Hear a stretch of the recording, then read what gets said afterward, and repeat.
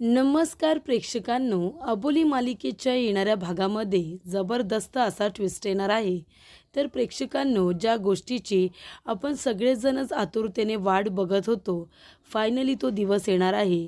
तर इथे पुन्हा एकदा अंकुशची नियुक्ती होणार आहे विरार पोलीस स्टेशनमध्ये आणि त्याचबरोबर दीपशिखा भोसलेची हकालपट्टी करण्यात येणार आहे. आणि तेव्हा इथे अंकुशची आता पुन्हा एकदा नियुक्ती झाल्यानंतर अंकुश, अबोली आणि त्याचबरोबर क्रिश हे तिघंजणं मिळून आता लवकरात लवकर सिरियल किलरला पकडण्याचा विडा उचलणार आहेत. आणि त्यामुळे इथे लवकरच सिरियल किलरला पकडून पोलिसांच्या ताब्यामध्ये घेतल्यानंतर तो लवकरच इथे लोकांच्या सुद्धा नजरेस येणार आहे की खरा गुन्हेगार कोण, शिवांगी, स्वराज की त्याचबरोबर इथे भावना. या सगळ्यांवरती लोकांना जो काही संशय असतो, तर यातला खरा सिरियल किलर कोण ते लवकरच आता लोकांच्या नजरेस पडणार आहे.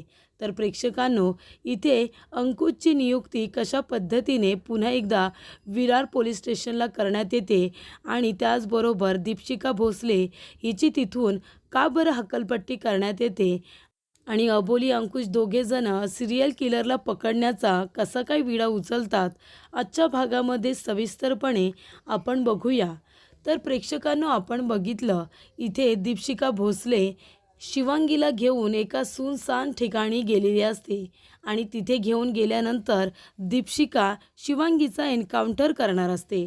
तेव्हा इकडे शिवांगी स्वतःचा जीव कसाबसा वाचून तिथून पळ काढते आणि तेव्हा दीपशिखा तिच्या मागे मागे धावून तिला कसंबसं पकडते आणि तिला गोळी मारायला जाणार तेवढ्यातच तिथे अबोली पोचलेली असते आणि तेव्हा अबोलीमुळे शिवांगीचा जीव वाचलेला असतो. तेव्हा इथे दीपशिखा खूपच जास्त घाबरते. अबोली तिला विचारते की दीपशिखा, हे सगळं काय आहे? तू इथे शिवांगीचा एन्काउंटर करण्यासाठी तिला घेऊन आली होतीस का? तेव्हा इथे दीपशिखा म्हणते, असं काही नाही आहे, शिवांगी स्वतः पळत होती आणि कसंबसं मी तिला पकडलं आहे. तेव्हा अबोली म्हणत असते की तू तिला पळवलंस का ती स्वतः पळत होती हे मी माझ्या डोळ्याने बघितलेलं आहे आणि तू तिचा एन्काउंटर करण्यासाठी तिला इथे घेऊन आली होतीस हे सुद्धा मला माहिती आहे, तुला कळलं ना?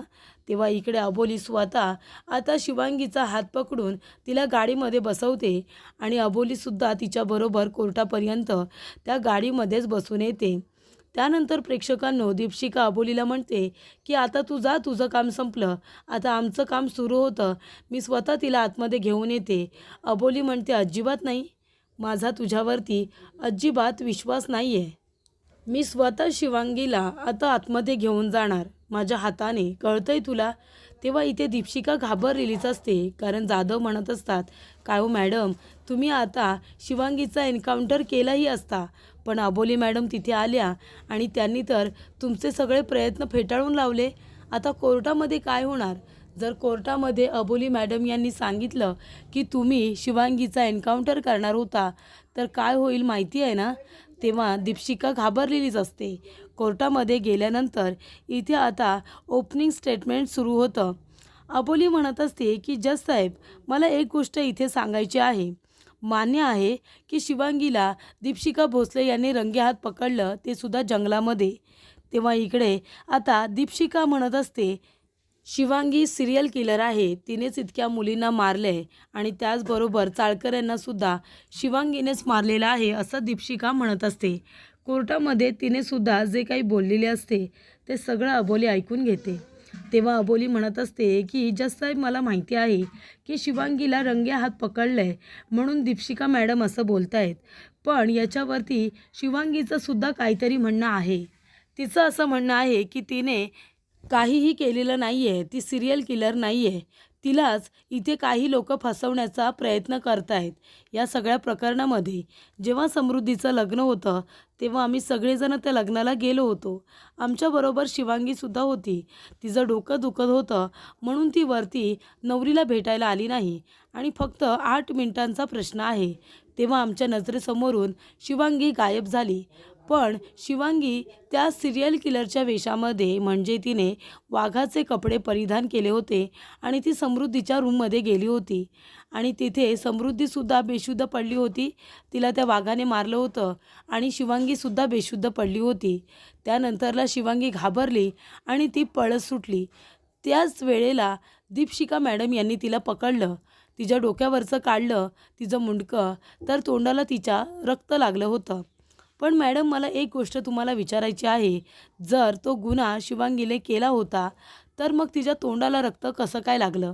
कारण सिरियल किलर दाताने तोंडाने तर अजिबात वार करत नाही, बरोबर की नाही? तो तर फक्त हाताने, म्हणजे त्याच्या हाताला जी नकली नखं आहेत धारदार, त्यांनी त्या मुलींवरती वार करत असतो. तो तोंडाने त्या मुलींना अजिबात मारतच नाही. आणि जर मग रक्त शिवांगीच्या तोंडाला लागलं होतं तर ते वरती त्या मुंडक्याला का नव्हतं लागलं? जर तुम्ही त्या सिरियल किलरचा, तो वाघाच्या वेशातला, जर त्याचं मुंडकं बघाल, त्याचा चेहरा बघाल, तर त्याला वरती कुठल्याही प्रकारचं रक्त लागलेलं नाही आहे, पण शिवांगीच्या तोंडाला मात्र लागले. आणि शिवांगीला विचारलं, तिने सांगितलं होतं की काही लोकांनी तिला जबरदस्ती बेशुद्ध केलं आणि ते कपडे तिच्या अंगामध्ये घातले. तिने काही केलेलं नाही आहे, तिला माहिती पण नव्हतं की तिच्या अंगावरती ते कपडे आहेत. पण जेव्हा तिला अशुद्ध आली, तिने बघितलं की लोक दरवाजा उघडण्यासाठी प्रयत्न करत आहेत. ती घाबरली की आता हे लोक मला पकडतील आणि सिरियल किलर म्हणून मला जेलमध्ये टाकतील, आणि म्हणूनच तिने तिथून पळ काढला. तेव्हा इथे अबोली म्हणते की हे सगळं आधी झालं होतं, पण नंतरला दीपशिखा मॅडम यांनी खूपच जास्त मारलं आहे. तुम्ही जर बघाल तर शिवांगीला बघा किती मारलं आहे. इतका मार खाऊनसुद्धा शिवांगी एकच म्हणत होती की तिने काही केलेलं नाही आहे, ती सिरियल किलर नाही आहे, तिचा काही संबंध नाही. काही लोक तिला फसवण्याचा प्रयत्न करत आहेत. आणि इथे तिच्या त्रासाला कंटाळून शिवांगीने त्यांची बंदूक घेतली आणि ती स्वतःला मारण्याचा देखील प्रयत्न करत होती. हे बरोबर आहे की चूक, असं इथे दीपशिखाला विचारलं जातं. त्यानंतरला अबोली म्हणते की जज साहेब, अजून एक गोष्ट मला दीपशिखा भोसले मॅडम यांच्याबद्दल सांगायची आहे. तर इकडे दीपशिखा मॅडम आज कोर्टामध्ये शिवांगीला घेऊन येत होत्या, पण तिला कोर्टामध्ये न आणता तिला एका सुमसाम ठिकाणी घेऊन गेल्या होत्या आणि तिथे तिला पळायला सांगत होत्या. आणि तिचा एन्काउंटर करण्याचा निर्णय दीपशिखा भोसले यांनी घेतला होता. तर त्यांनी हा निर्णय का घेतला होता हे त्यांना तुम्ही विचारावं.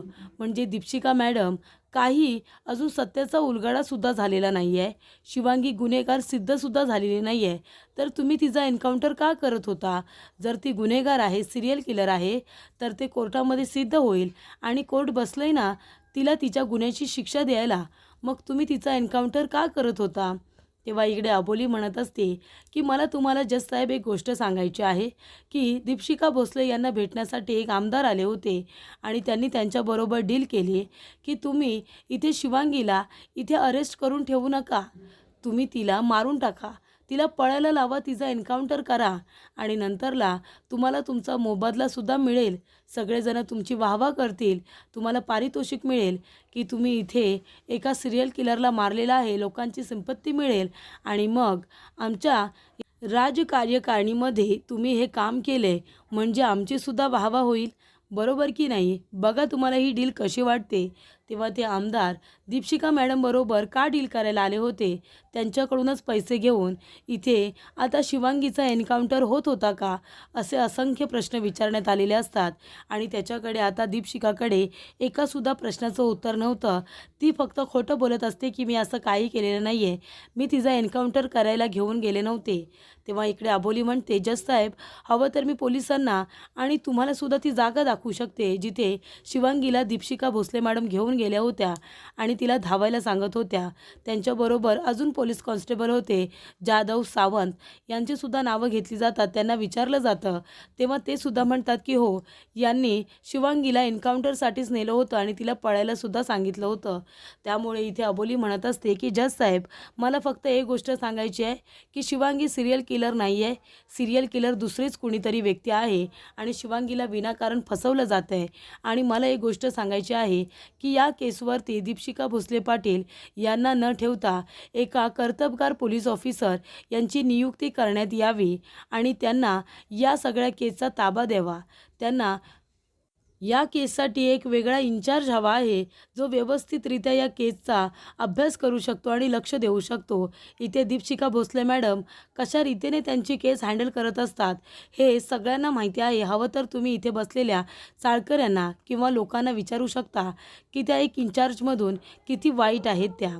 तेव्हा इकडे आता अबोलीने दीपशिखाची चांगली वाट लावलेली असते आणि तेव्हा इथे आता कोर्टामधून एक निकाल जाहीर होतो आणि ते म्हणजे की दीपशिखा भोसले पाटील यांच्याकडून ती केस काढून घेण्यात येते आणि त्यांची तिथून हकालपट्टी करून एका नवीन पोलीस अधिकाऱ्याची नियुक्ती करण्याचे आदेश देण्यात येतात. आणि त्यामुळे इथे आता अबोली जात असताना तिची एक फाईल कोर्टामध्ये राहिलेली असते. तेव्हा त्या फाईलमध्ये काही महत्त्वाचे पेपर असतात. तेव्हा एक दादा ती फाईल आणून देतात आणि म्हणतात, मॅडम तुमचे पेपर चेक करा. त्याच्यामध्ये कागद असतो, त्याच्यात लिहिण्यात आलेलं असतं की दीपशिखा भोसले पाटील खऱ्या गुन्हेगाराला वाचवण्यासाठी शिवांगीचा बळी देत आहेत. त्यांना इकडे आता शिवांगी सिरियल किलर नाही आहे हे माहिती आहे, पण तरीसुद्धा मुद्दामून तिला या केसमध्ये अडकवण्यात येत आहे आणि खरा गुन्हेगार कोणीतरी वेगळाच आहे. तेव्हा इकडे तुमचे शुभचिंतक असं म्हणून ते लेटर लिहिलेलं असतं. तेव्हा अबोली म्हणते, कोण असेल ही व्यक्ती? तर इकडे प्रेक्षकांनो, आता अबोलीने कोर्टामध्ये दीपशिखाचा खरा चेहरा आणलेला असतो आणि शिवांगी खरी गुन्हेगार आहे हे अजून सिद्ध झालेलं नसतं. त्यामुळे इथे आता नवीन पोलीस अधिकारी म्हणून आपल्या अंकुश शिंदे यांची पुन्हा एकदा नियुक्ती करण्यात आलेली असते विरार पोलीस स्टेशनला आणि त्या केसचे इन्चार्ज म्हणून अंकुशचीच आता इथे आता निवड करण्यात आलेली असते. तेव्हा इथे अंकुश पुन्हा एकदा विरार पोलीस स्टेशनचा ताबा घेतो आणि या केसचासुद्धा. तेव्हा इकडे अबोली म्हणते की बरं झालं सर तुम्ही इथे आलात. दीपशिखाने कधीच खऱ्या गुन्हेगाराला शोधून काढलं नसतं. ती तर इथे विनाकारण जे लोक निर्दोष आहेत त्यांना ती शिक्षा देते आणि त्यांना विनाकारण ती इथे कोर्टामध्ये उभं करत असते आणि पोलीस स्टेशनमध्ये अरेस्ट करत असते. तेव्हा इकडे आता अंकुश म्हणतो की अबोली काळजी करू नको, आता मी आलो आहे ना, आता आपण सगळेजण मिळून त्या सिरियल किलरला शोधून काढूया. तर अशा रीतीने अबोलीने आता दीपशिखाचा खरा चेहरा कोर्टामध्ये सगळ्यांच्या समोर आणत इथे आता एका अशा पोलीस अधिकाऱ्याची नियुक्ती करायला सांगितलेली असते जो या केसचा व्यवस्थित इन्चार्ज होऊ शकतो आणि त्यामुळे इथे अंकुशची नियुक्ती करण्यात आलेली असते. आणि अंकुशची नियुक्ती झाल्यानंतर प्रेक्षकांनो, अंकुश, अबोली, क्रिश आणि मनवा चौघेजण खऱ्या सिरियल किलरला पकडण्याचा विडा उचलतात आणि त्याला लवकरात लवकर पकडून जनतेच्या समोर आणण्याचा निर्णय घेतात. तर इकडे प्रेक्षकांनो, व्हिडिओ आवडल्यास लाईक करा. नवनवीन अपडेट्स बघण्यासाठी आमच्या चॅनलला नक्की सबस्क्राईब करा. धन्यवाद.